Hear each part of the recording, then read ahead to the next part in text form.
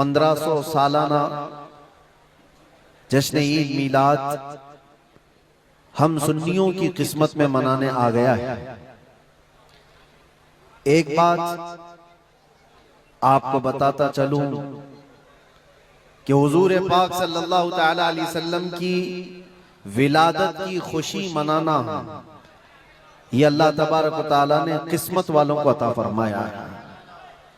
जिसकी किस्मत अच्छी है वो हुजूर पाक के जिक्र से खुश भी होता है, फलता भी है और फूलता भी है, और जिसकी किस्मत फूटी है वो जलता भी है, जलाता भी रहता है। हमें आज उससे गरज नहीं।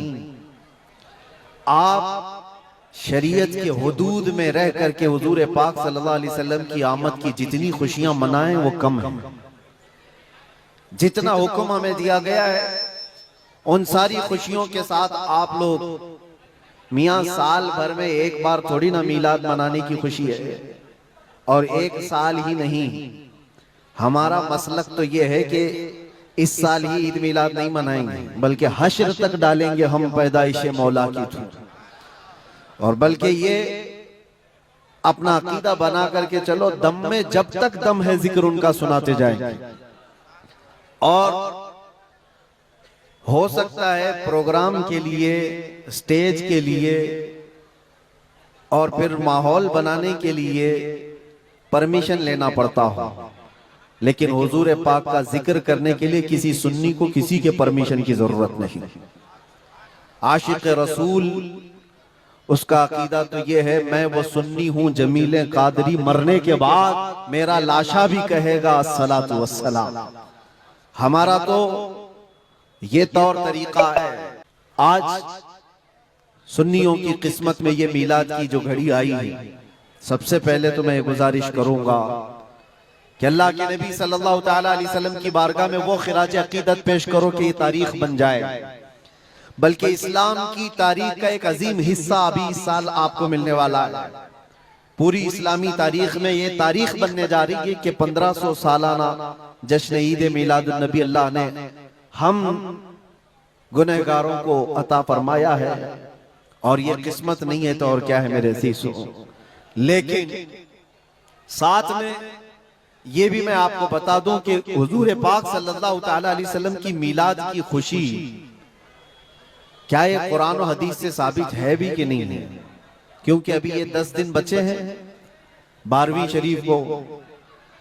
एक बात कान खोल करके सुन ले, मैं कुरान और हदीस की दलाइल की तरफ आता हूं बाद में, लेकिन एक बात वजाहत के साथ कहता हूं। हुजूर पाक सल्लल्लाहु तआला अलैहि वसल्लम की विलादत बासआदत 12 रबीउल अव्वल शरीफ को हुई। असह रिवायात और अरजह रिवायात के मुताबिक हर साल हुजूर की विलादत की खुशी हम 12 रबीउल अव्वल को ही मनाएंगे, अगरचे किसी और की तरफ से, डिपार्टमेंट की तरफ से या पुलिस वालों की तरफ से जुलूस किसी और भी दिन निकलता हो, 12 रबीउल अव्वल को 12वीं ही होगी। हुजूर पाक सल्लल्लाहु तआला अलैहि वसल्लम की विलादत 12 रबीउल अव्वल शरीफ को हुई, और ये कयामत तक डेट बदली नहीं जाएगी इंशाअल्लाह। और जो कुरान और हदीस की बात मैं अर्ज कर रहा हूं, सबसे बड़ी बात तो ये है, आप रसूल पाक सल्लल्लाहु अलैहि वसल्लम को खुदा समझते हैं या खुदा का रसूल समझते हैं? खुदा का रसूल समझते हैं तो फिर मिलाद मनाओ, इसलिए कि खुदा की मिलाद नहीं हो सकती। खुदा की मिलाद नहीं हो सकती क्योंकि अल्लाह के बारे में अकीदा क्या है हमारा, लम यलिद वलम यूलद, वो ना किसी से पैदा हुआ ना उससे कोई पैदा होगा। अल्लाह किसी से पैदा नहीं हुआ, और अल्लाह के पैदा होने की कोई तारीख नहीं बनाई जा सकती, उसकी मिलाद नहीं हो सकती। और रसूल पैदा हुए हैं 12 रबीउल अव्वल शरीफ को। आपकी माँ भी है और आपके बाप भी हैं, और आपसे भी लोग, आपसे भी बच्चे पैदा हुए हुजूर पाक सल्लल्लाहु अलैहि वसल्लम से। तो हम पूरी दुनिया में हुजूर की मिलाद मना करके शिर्क को तोड़ने वाला अमल करते हैं।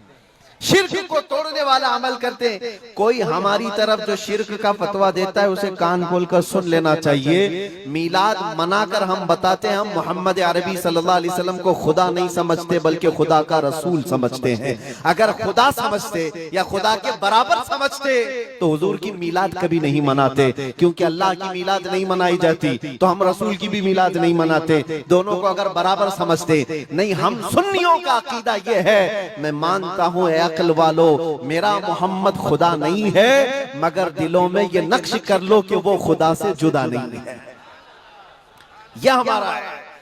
रसूल करीम सल्लल्लाहु ताला अलैहि वसल्लम की मीलाद मनाना शिर्क को तोड़ने वाला अमल है, शिर्क को खत्म करने वाला अमल है।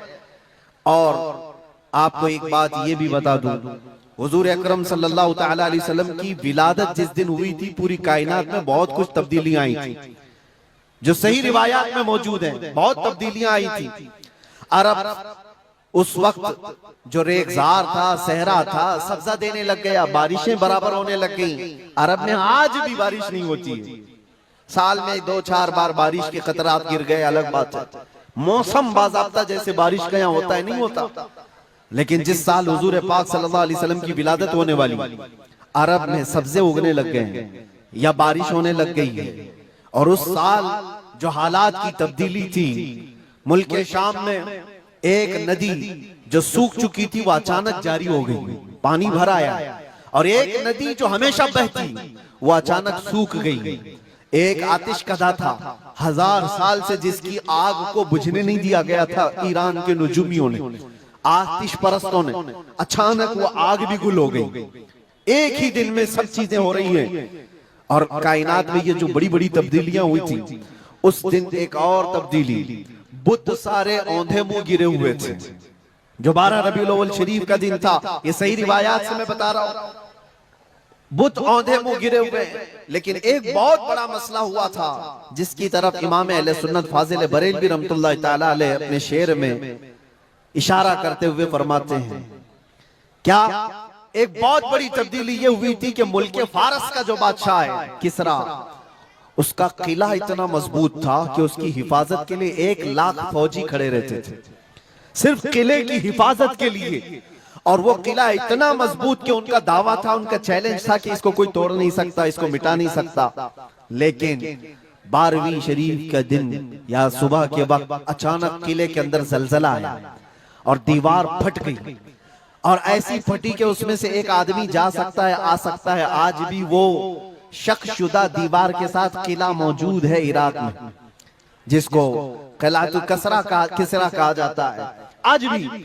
अब आप अंदाजा करें 2000 साल से वो किला आज तक मौजूद है, तो उस वक्त कितना मजबूत रहा हो। उस वक्त किले के अंदर जलजला आया और तख्त उलट गया, दीवार में दरार पड़ गई। वो दरार आज भी मौजूद है। बादशाह हैरान और परेशान।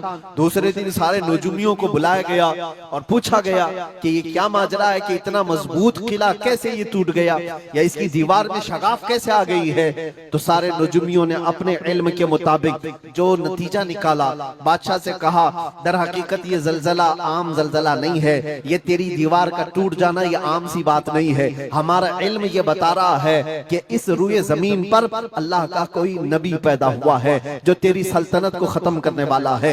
एक बच्चा अरब में ऐसा आया है, आई नई हुकूमत, सिक्का नया चलेगा, आलम में रंग बदला, सुबह शबे विलादत। उस दिन जो हुआ था उसको इमाम अहले सुन्नत क्यों फरमाते हैं, वो एक दिन की बात है ना।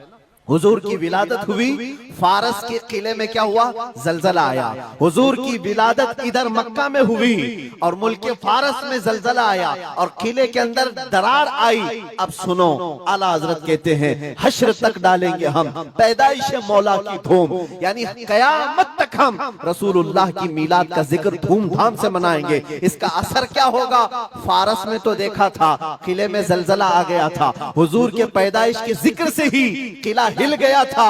अब हम जब जब जिक्र करेंगे मिसले फारस नजद के किले गिराते जाएंगे, मिसले फारस नजद के किले गिराते जाएंगे।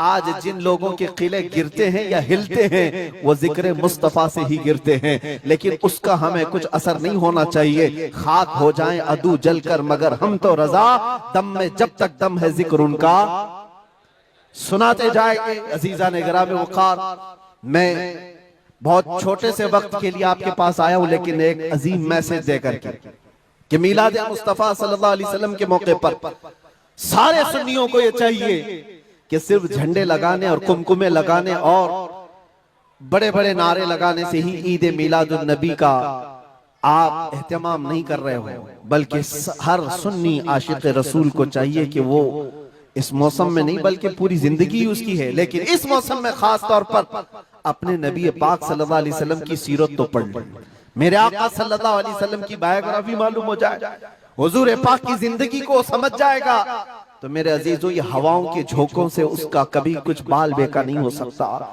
जो नबी पाक सल्लल्लाहु अलैहि वसल्लम को पढ़ा हुआ है वो तूफानों और आंधियों में अपना मजहब नहीं बदल सकता, वो लोगों की लालच पर अपना दीन का सौदा नहीं कर सकता।